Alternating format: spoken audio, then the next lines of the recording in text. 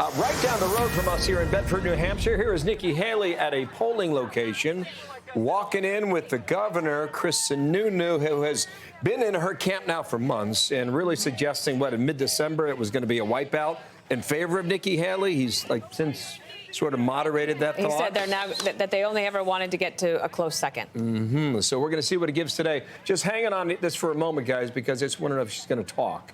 And if she is, we'll dip into it. Meanwhile, Sean Hannity is sitting to our right. He got up early twice in 8 days now, okay? Wait a minute, 3 times. I was on Fox and Friends yesterday. Right, but you were with us in Des Moines about 9 days ago. And oh, man. By the way, this is how fast the primary season goes. It just flies by. Yes, it does. She's talking, right? Is she talking, guys? Yes or no?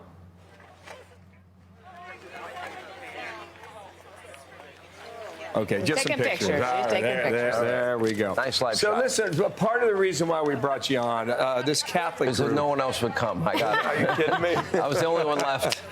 You answered the alarm. This Catholic group is going with Trump with 26%. That's a voter breakdown by religion here in New Hampshire. The President Catholic vote telling us not only would he be a far better choice over Nikki Haley, he's the choice that Americans need in November, and Catholics will play a critical role in this election, and the fate of our Catholic way of life is really at stake in this election. There's the statement on screen. Kind of reflects Supreme Court appointees, Roe v. Wade, et cetera. How do you see this having an impact? Look, any endorsement certainly helps. It doesn't hurt. However, if endorsements won races, certainly Ron DeSantis would have won in Iowa because he had the best endorsements. He had the governor. He had prominent evangelical leaders supporting him.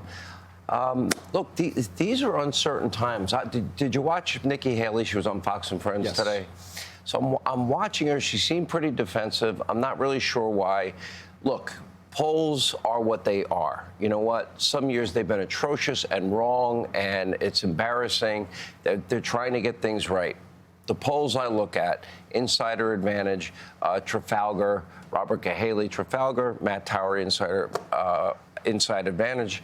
And I'm just telling you, the polls show that Donald Trump has gotten a big bump out of Iowa and that he should win handily tonight. Now, if that scenario unfolds and the polls turn out to be true, if that happens, then I would say Nikki Haley has a very important decision to make. She was asked the question today, very defensive about it. But if you look at the polls currently, Real Clear Politics, she's down 30 points to Donald Trump in her home state. That is a big number to be down. Now, if I'm Nikki Haley, what am I thinking about? She's young, just like Governor DeSantis is 45 years old, just a year older than me. And Governor DeSantis has a bright future ahead of him. He's a leading conservative voice in the country. And I think, 3 years from now, 4 years from now, there's going to be an open Republican primary. I think all these candidates need to be thinking about how will that impact that if it becomes inevitable. If she really believes she has a path, I never tell anybody to get out of a race.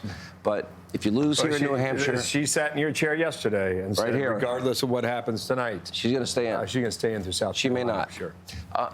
Here, if you're going to go to your home state and the polls show you're losing by 30. Even if you lose by 15, I don't think that looks good for a candidate. I think you've got to pull in your home state. She doesn't have either one of the 2 senators supporting her. She doesn't have the governor supporting her in her own state. Donald Trump has that. That's a huge advantage. Tell us about what you think President Trump is thinking right now, because he has an incredible amount of energy. Obviously, he's been on the campaign trail, then he goes back to court, and then he goes back on the campaign trail. And he has to be thinking ahead about if he does get to a real 2-person race between him and Biden. How does he pivot? How does he do this? Because he'll make history. This would be the longest general election in American history. It's amazing, right? It won't be 4 years from now. We'll be back here, and it'll be, there'll be a whole cast of thousands. It'll be World War III will begin probably in New Hampshire 4 years from now. I think what Donald Trump is thinking is, if I was Donald Trump, let me put it that way. Okay, that's a better way to ask it. I would be thinking about, I have my base. His base is going nowhere. His base will crawl over broken glass in sub-zero temperatures to vote for him. They did that in Iowa, right, in big numbers. So if I'm him, I'm thinking, what about suburban women? These polls that show Joe Biden is weak with a very big portion of his base are very real because it is being shown consistently across a number of polls. If he's losing African Americans, Hispanic Americans, young people, the suburban women, and if he's losing those demographics and he now has to go back in and try and shore that up, I would say is an opportunity for Trump. And I would pivot. You know, knowing him for 30 years, I know a side of him that the public doesn't often see. He's gracious. He's funny. He is engaged. He wants to hear from smart people. He wants to be challenged. He's got this whole real side of him. And I think circumstances in many ways, starting with the Russia hoax all the way through 91 indictments and 2 impeachments in between, have only shown one side of him. And the more that he shows the other side of Donald Trump, I think the better he does. But I'd make an outreach to those demographics. He had an interesting calibration in some of the speeches he's had lately. It's almost been 1 octave, which is different for him. And we'll see whether or not that continues. I will see you tonight at 9 o'clock, all right? 9 o'clock? Don't be late. I heard you're going for drinks at 4. Is that true? 4 o'clock in the morning. That is not true.